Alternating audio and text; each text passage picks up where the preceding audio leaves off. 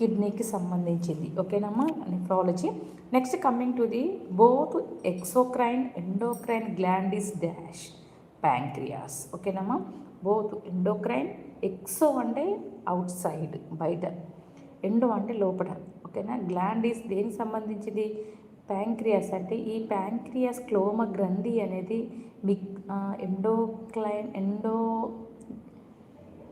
Endocrine గ్లాండ్గా exocrine గ్లాండ్గా కూడా రెండు విధాలుగా పనిచేస్తుంది. దాన్ని ఏంటిదంటే exocrine endocrine gland is known as ఏంటిది?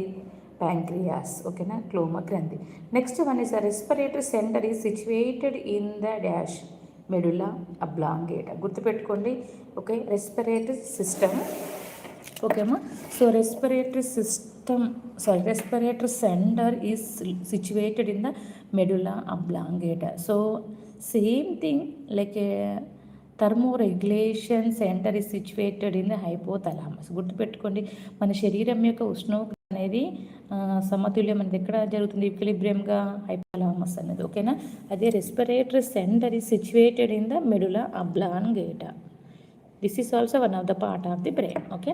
Next life span of the RBC. Okay ఎర్ర రక్త కణాల యొక్క జీవిత కాలం ఎంత, ఎన్ని రోజుల వరకు అది జీవించి ఉంటుంది? ఆఫ్టర్